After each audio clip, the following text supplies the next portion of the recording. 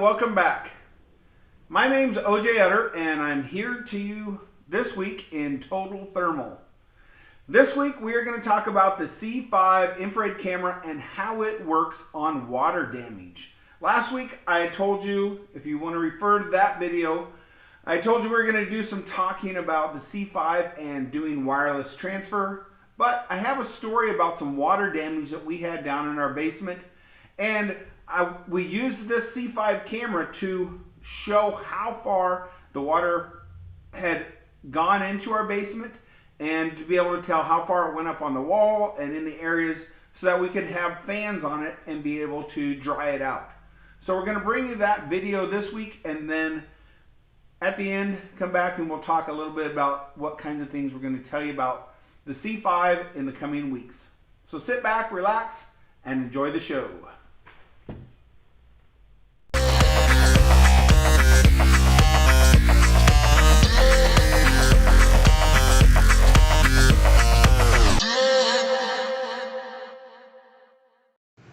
Okay, so here's the story. We have pets. We have two little dogs, and sometimes we've had problems with them peeing in our house. So my wife tells me this area down here is where they peed. You can kind of see it's wet, and that I need to come down and clean it up. And I stood on it and did almost a roll of toilet paper that big on that area down there, and it's still wet. And so I thought, I need to look into this more. Okay, so this is our furnace area. I'm filming.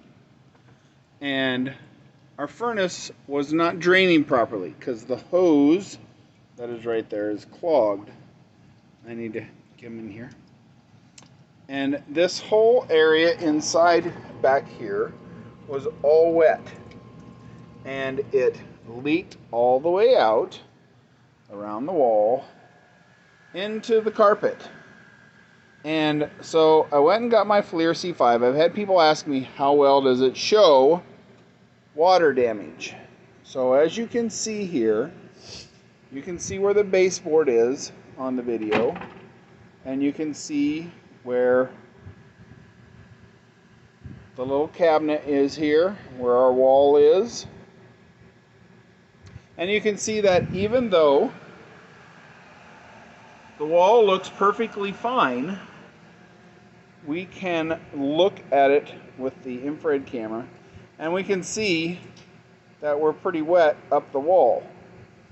And I can go over there and take a moisture meter and I can test how wet that actually is to confirm this. But as you can see, if we scan and look at the rest of the wall, which are, we got a little bit of wet, cold air up in this area, but the rest of the wall looks perfectly fine except for our area where we have moisture from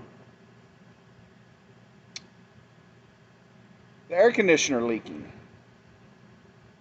So that's how well that the FLIR C5, and as you notice I don't have any temperatures on there, but the thing you have to use to confirm, you can kind of tell. You see how the way that it acts, the way you can tell this up here is cold air is, see how it's wispy?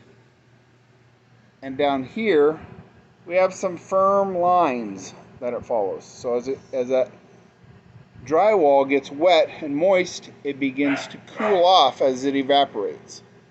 And that is how we can pretty well tell, even without the moisture meter, that it's wet. But I'm going to get a moisture meter also, and I'll show you how that works.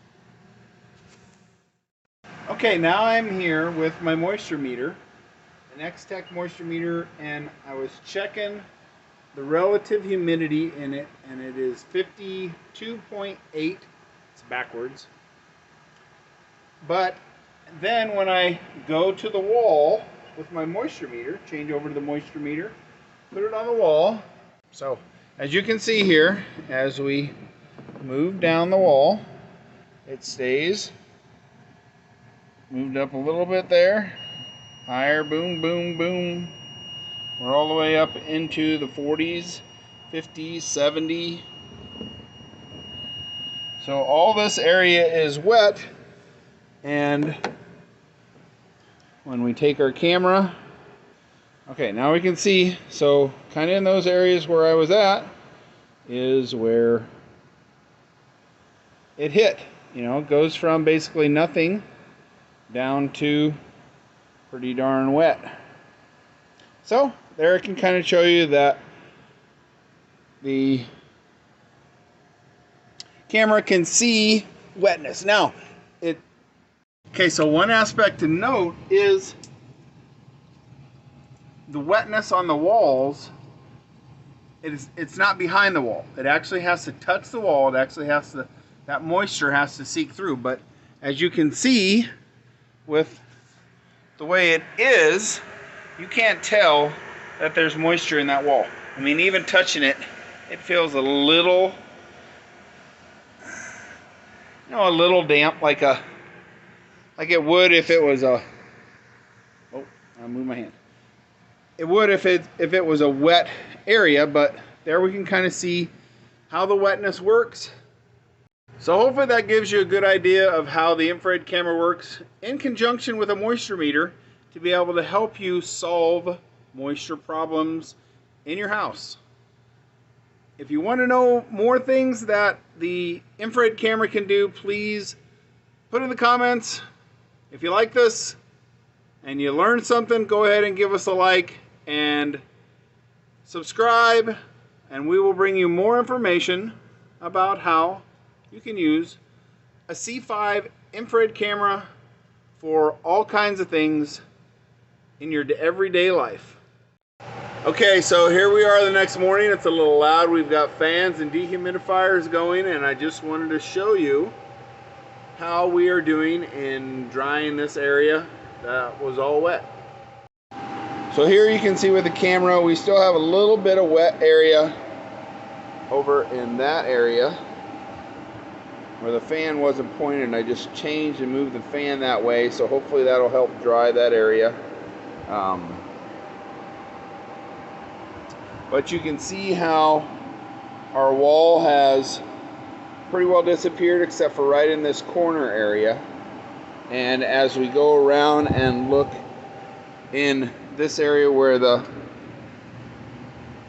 furnace is, you can see we still have quite a bit of wetness in here. We'll probably move the dehumidifier in here, and we have a little bit still in the wall area. So we'll kind of project the fans more in that corner and see if we can get rid of the rest of it. But as you can see, the camera helps us in diagnosing that the problem has been solved, and also it helps us in knowing how severe of a problem that we had up into the wall area. So, hope you enjoyed that.